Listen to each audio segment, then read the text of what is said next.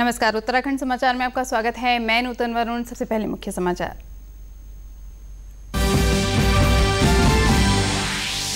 मुख्यमंत्री त्रिवेंद्र सिंह रावत ने की राज्य में कोरोना के मामलों की समीक्षा। जिलाधिकारियों को दिए प्रत्येक बेड पर ऑक्सीजन सिलेंडर उपलब्ध कराने के निर्देश। टेस्टिंग बढ़ाने को भी कहा।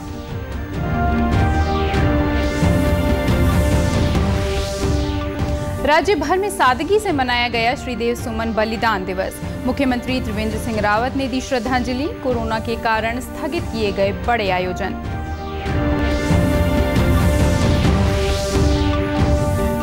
कोटद्वार के भाबर महाविद्यालय में विज्ञान संकाय का शुभारंभ। इंटरनेट कनेक्टिविटी से जुड़ेंगे प्रदेश के सभी महाविद्यालय। रोजगार परक पाठ्यक्रम भी होंगे शुरू।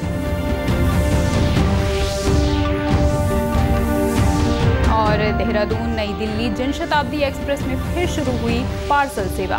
व्यापारियों और उद्यमियों को मिलेगा लाभ। 24 जनवरी 2021 तक की मिली अनुमति।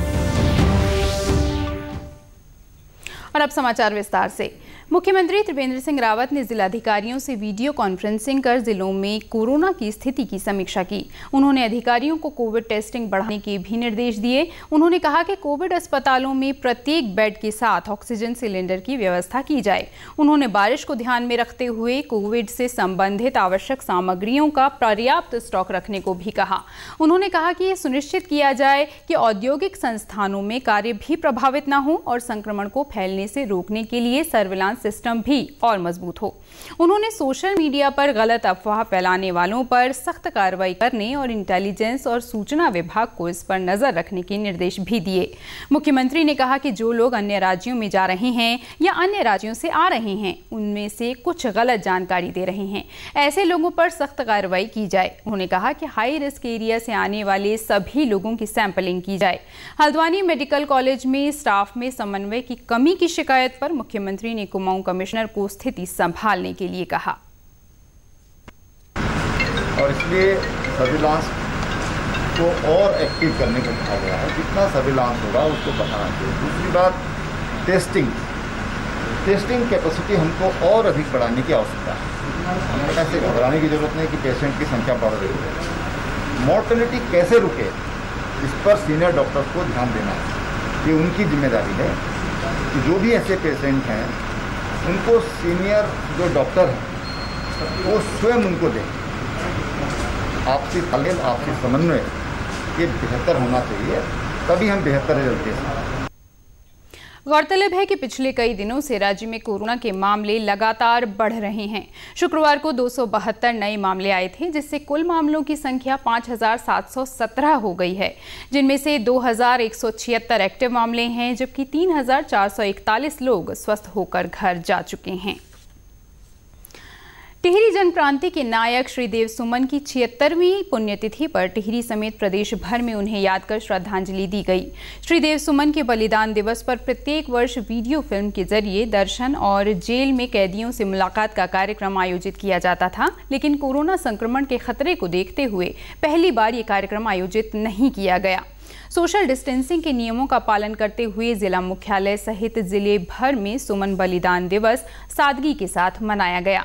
जिलाधिकारी मंगेश घिल्डियाल ने जिला मुख्यालय स्थित जिला कारागार परिसर पहुंचकर उनके प्रतिमा पर माल्यार्पण कर श्रद्धांजलि दी। साथ ही कारागार परिसर में बने पार्क में पौधरोपण भी किया गया। श्रीदेव सुमन जी की शहादत तिथि है। इस वर्ष कोविड के चलते इसमें जो नॉर्मल जो भी गतिविधियाँ होती थी, जिसमें कि आम पब्लिक के लिए खोला जाता था और आम पब्लिक को भी इनवाइट किया जाता था, परंतु कोविड के चलते इसमें ये सभी कार्यक्रम स्थगित रखे गए हैं और बड़े शांतिपूर्ण ढंग से आज माल्यार्पण हुआ है और वृक्षारोपण किया गया। कोटद्वार भाबर स्थित राजकीय महाविद्यालय के विज्ञान संकाय भवन का लोकार्पण प्रदेश के उच्च शिक्षा मंत्री डॉक्टर धन सिंह रावत और वन मंत्री डॉक्टर हरक सिंह रावत ने किया। उच्च शिक्षा राज्य मंत्री ने कहा कि उच्च शिक्षा को रोजगार परक शिक्षा से जोड़ने के प्रयास किए जा रहे हैं। उन्होंने कहा कि महाविद्यालयों में अब रोजगार देने वाले पाठ्यक्रम भी जोड़े जाएंगे। उन्होंने भाबर स्थित महाविद्यालय में वाईफाई, ई पुस्तकालय और सोलर ऊर्जा की व्यवस्था करने के साथ ही भूगोल, गृह विज्ञान और हिंदी विषयों के पाठ्यक्रम संचालित करने की भी घोषणा की। और भाबर कॉलेज को एक अच्छा कॉलेज बनाएंगे और ये सारी चीज़ें धरातल में एक हाल में उतर जाएंगी। टोटल पैसा सारे कॉलेजों को दिया है और लगभग 350 करोड़ रुपये इस बार उच्च शिक्षा को मिले हैं और पहली बार इन 3 सालों में उच्च शिक्षा में इतने बड़े काम हुए हैं। हमने सारे कॉलेजों को ई ग्रंथालय से जोड़ दिया है और अब बच्चा 30 लाख किताबों को पढ़ सकता है और हर कॉलेज को हम अब नेट कनेक्टिविटी दे रहे हैं। 1 महीने में सब कॉलेजों को नेट कनेक्टिविटी मिल जाएगी। वन मंत्री डॉक्टर हरक सिंह रावत ने कहा कि इस महाविद्यालय में लगभग 400 विद्यार्थी अध्ययन कर रहे हैं। विज्ञान संकाय शुरू होने से विद्यार्थियों की संख्या बढ़ेगी और कोटद्वार शिक्षा के क्षेत्र में नए आयाम स्थापित करेगा। अगले वित्तीय वर्ष में एक इंडोर, एक सभागार, एक तरह से ऑडिटोरियम भी बनाया जाएगा और इस विद्यालय में डिस्टेंस, इग्नो से डिस्टेंस कार्यक्रम और तमाम वाईफाई की सुविधा, सोलर प्लांट, ये मैं सोचता हूँ ये उत्तराखंड का एक आदर्श महाविद्यालय के रूप में विकसित करने की हमारी सरकार की योजना है।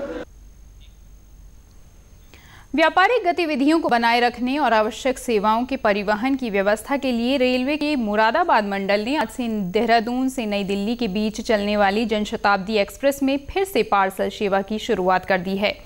मुख्य पार्सल पर्यवेक्षक विवेक कुमार घई ने बताया कि पार्सल ट्रेनों का संचालन होने से औद्योगिक प्रतिष्ठानों के साथ ही व्यापारी देहरादून और हरिद्वार से अपनी व्यापारिक वस्तुएं नई दिल्ली भेजने के साथ ही वहां से मंगवा भी सकेंगे। पार्सल की बुकिंग के लिए व्यापारी देहरादून और हरिद्वार के मुख्य पार्सल पर्यवेक्षक से संपर्क कर बुकिंग करा सकेंगे। उन्होंने कहा कि रेलवे में पार्सल सेवा के लिए 117 रुपये प्रति कुंटल के हिसाब से किराया लिया जाता है, जो अन्य सेवाओं के मुकाबले काफ़ी किफ़ायती है। साथ ही ये भी बताया कि पार्सल सेवा के लिए अलग से कोई ट्रेन नहीं चलाई गई है, बल्कि देहरादून से नई दिल्ली जाने वाली जनशताब्दी में 8 टन क्षमता का एक कंपार्टमेंट लगाया गया है। ये सुविधा 24 जनवरी 2021 तक उपलब्ध रहेगी। पौड़ी जनपद में जल्द ही एयर स्पोर्ट्स की शुरुआत होने जा रही है। जिला योजना के अंतर्गत पहला पैरामोटर देहरादून पहुंच चुका है, जिसे जल्द ही जिले में लाया जाएगा। प्रदेश में 13 जिलों में 13 डेस्टिनेशन योजना के तहत पौड़ी जिले की नयार घाटी क्षेत्र में पर्यटकों को लुभाने के लिए जल क्रीड़ा के साथ ही अब पैराग्लाइडिंग, पैरामोटरिंग और हॉट एयर बलून की शुरुआत भी की जाएगी। जिलाधिकारी ने बताया कि सतपुली के पर्यटन क्षेत्र के रूप में विकसित होने से इसका प्रभाव पूरे जिले पर पड़ेगा और पर्यटन विकास की तमाम संभावनाओं पर काम होने लगेगा। इसलिए जिले में पैराग्लाइडिंग के लिए ये घाटी चिन्हित की गई है। इससे स्थानीय लोगों के लिए भी रोजगार की संभावनाएं बढ़ेंगी। पैरामोटर खरीदने और एरो स्पोर्ट्स की तरफ ध्यान देने के पीछे एक मेन उद्देश्य ये है कि जो सीएम साहब ने हमें निर्देशित किया है, खासकर डिस्ट्रिक्ट को, कि हमें एडवेंचर टूरिज्म को प्रमोट करना हमारे जनपद में। तो इसी उद्देश्य के साथ कि हम एडवेंचर टूरिज्म को कैसे प्रमोट करें, उसी के तहत हम लोगों ने डिस्ट्रिक्ट प्लान से लगभग 40 लाख की लागत से ये पैरामोटर्स हम लोग खरीद रहे हैं। पर्यटन व्यवसाय से जुड़े और युवाओं को स्वरोजगार के लिए तैयार करने वाले अजय रावत का कहना है कि पैरामोटरिंग और हॉट एयर बलून से पहाड़ों में रोजगार के साथ साथ पर्यटकों को भी आकर्षित किया जा सकेगा। और हमारा जो समूह है पलायनिक चिंतन, जिसके अधीन उस क्षेत्र में एक अभिनव प्रयोग करते हुए एक कैंप राफ्टिंग और कैंपिंग का वहाँ पर जो शुरुआत की गई थी, उसके तहत हमारे द्वारा पूर्व में ही पिछले वर्ष नवंबर माह में पैराग्लाइडिंग और इस साल की मई माह में हमने वहाँ पे पैरामोटरिंग का खैरासैंण से लेकर शीला तक सफल ट्रायल किया है। और मैं समझता हूँ कि ये सारी गतिविधियाँ पूरे नयार घाटी क्षेत्र में जो एरोस्पोर्ट्स की गतिविधियाँ होंगी, जिसमें कि हमारा पैरामोटरिंग, पैराग्लाइडिंग और यहाँ तक कि हॉट एयर बलून भी होगा, वो जो सरकार की जो परिकल्पना है 13 डिस्ट्रिक्ट 13 डेस्टिनेशन वाली, उसमें भी कारगर साबित होगा। भवाली अल्मोड़ा राष्ट्रीय राजमार्ग पर कल रात हल्द्वानी से बागेश्वर जा रही एक वाहन के खाई में गिरने से 3 लोगों की मृत्यु हो गई। पुलिस से मिली जानकारी के अनुसार हादसे में चालक मोहन सिंह नगरकोटी निवासी कांडा बागेश्वर और धीरेन्द्र नगरकोटी की डूबने से मृत्यु हो गई, जबकि प्रकाश सिंह नगरकोटी लापता थे, जिनका शव आज सुबह बरामद कर लिया गया। तीनों रानीबाग में परिचित के दाह संस्कार में शामिल होकर लौट रहे थे। पिछले कई सालों से लंबित चल रहे हरिद्वार दिल्ली राष्ट्रीय राजमार्ग के निर्माण में अब तेजी दिखाई देने लगी है। सरकार ने राष्ट्रीय राजमार्ग निर्माण एजेंसी को नवंबर 2020 तक कार्य पूरा करने का अल्टीमेटम दिया है। जिलाधिकारी सी रविशंकर का कहना है कि कोरोना महामारी के चलते राष्ट्रीय राजमार्ग के निर्माण कार्य में देरी हुई है। उन्होंने कहा कि अब हाईवे निर्माण के लिए सामग्री और मजदूर पर्याप्त हैं। हाईवे के निर्माण को अब समय पर पूरा कर लिया जाएगा। उन्होंने बताया कि कार्य की निगरानी के लिए राष्ट्रीय राजमार्ग पर जगह जगह विशेष आईपी कैमरा लगाए गए हैं, जिनके माध्यम से जिला स्तर पर और केंद्रीय स्तर पर निगरानी की जा रही है। कैमरों के माध्यम से कार्य प्रगति की प्रत्येक दिन समीक्षा भी की जाती है। अभी लगातार काम चल रही है, उसका मॉनिटर करने के लिए हमने कुछ क्रिटिकल पॉइंट्स में आईपी कैमरा स्थापित किया है, ताकि उसको कभी भी जो है मोबाइल फ़ोन से भी हम मॉनिटर कर सकते हैं। इसको डीएम लेवल से भी मॉनिटर किया जाता है। इवन चेयरमैन सर हैं जो दिल्ली में बैठते हैं, उनके लेवल तक जो है ये आईपी कैमरास का जो है टेलीफोन पे ही मॉनिटर करते हैं, ताकि प्रगति जो है कभी भी प्रभावित ना हो। इसका पूरा प्रयास किया जा रहा है। उन्होंने बताया कि आगामी 2021 में हरिद्वार में होने वाले महाकुंभ को देखते हुए राष्ट्रीय राजमार्ग का कार्य नवंबर माह तक पूरा हो जाएगा, जिससे यहां आने वाले यात्रियों और गढ़वाल में प्रवेश करने वाले यात्रियों को सुविधा मिलेगी। नैनीताल जिले में मुख्यमंत्री स्वरोजगार योजना के तहत दूसरे राज्यों से लौटे प्रवासियों ने बड़ी संख्या में आवेदन किया है। योजना में नियमों के अनुसार अब तक जिले में 92 लोगों के साक्षात्कार के बाद ऋण आवंटित करने की प्रक्रिया शुरू की गई है। जिलाधिकारी सविन बंसल ने बताया कि योजना के तहत आ रहे आवेदनों की मॉनिटरिंग की जा रही है। मनरेगा के तहत भी लोगों को रोजगार दिया जा चुका है। उनको यहाँ पे मोटिवेट करते उन्हीं के जो खेत खलियान हैं, फील्ड्स हैं, पशु हैं, उसमें उनको जोड़ा जाए। तो हमारे 2 राउंड की इंटरव्यूज भी हो चुकी हैं। मुख्यमंत्री स्वरोजगार योजना में हमारे करीब 200 एप्लीकेंट्स ने इच्छा जाहिर की थी और उनका लोन वित्त पोषण के लिए बैंक्स को प्रेषित भी किया जा चुका है। और इसके साथ ही मनरेगा में 1500 लोगों ने अप्लाई किया था जॉब कार्ड्स के लिए, तो जॉब कार्ड्स भी उनके बना के उनको मनरेगा अंतर्गत रोजगार दिया जा चुका है। जिला उद्योग केंद्र के महाप्रबंधक विपिन कुमार ने बताया कि मुख्यमंत्री स्वरोजगार योजना के तहत जिले में साक्षात्कार के तहत 92 युवाओं को स्वरोजगार के लिए पात्र माना गया है। इसके अलावा 200 आवेदन प्राप्त हुए हैं, जिनके लिए जल्द ही साक्षात्कार कराए जाएंगे। जिला उद्योग केंद्र द्वारा मुख्य विकास अधिकारी महोदय की अध्यक्षता में 2 साक्षात्कार कराए जा चुके हैं। पहले राउंड में हमारे द्वारा 44 लोगों को चयनित किया गया और बैंकों को भेजा गया। इसके अलावा अभी हाल ही में हमने दूसरा साक्षात्कार भी करा चुके हैं, जिसमें हम लोगों ने 47 एप्लीकेशंस में सफल हुए और आज हमारे द्वारा उनको बैंकों को भेजा जा रहा है, जिसमें हमारे लगभग 800 से 1000 लोगों को रोजगार मिलेगा। शीघ्र ही ये यूनिट धरातल पर उतरेंगी। इसके अलावा हमारे पास MSY में ही मुख्यमंत्री स्वरोजगार योजना में ही 1200 एप्लीकेशन अभी और हैं, जो कि शीघ्र ही स्क्रूटनी करने के बाद उनको भी बैंकों साक्षात्कार के बाद बैंकों को भेजा जाएगा। मदमहेश्वर घाटी के रांसी गांव के राकेश्वरी मंदिर से पौराणिक मनना माई लोकजात यात्रा आज वापस लौट आई है। ये लोकजात यात्रा प्रत्येक वर्ष होती है।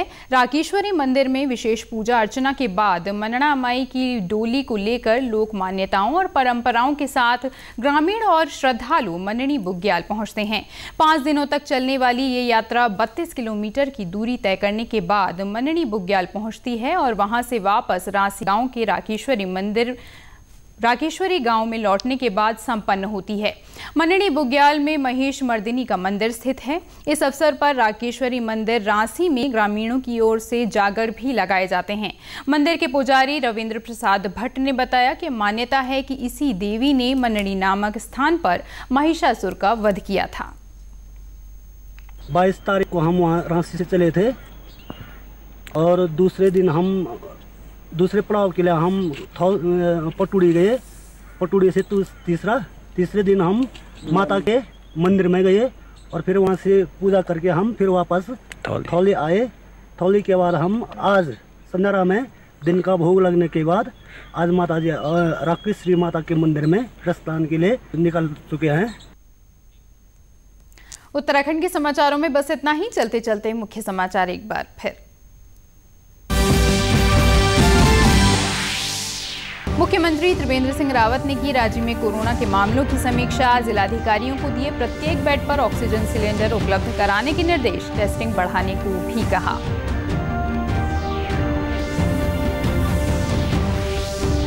राज्य भर में सादगी से मनाया गया श्रीदेव सुमन बलिदान दिवस। मुख्यमंत्री त्रिवेंद्र सिंह रावत ने दी श्रद्धांजलि। कोरोना के कारण स्थगित किए गए बड़े आयोजन।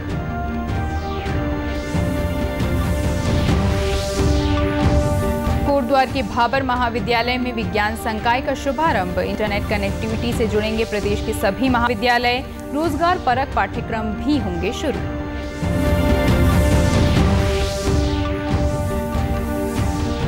और देहरादून नई दिल्ली जनशताब्दी एक्सप्रेस में फिर शुरू हुई पार्सल सेवा।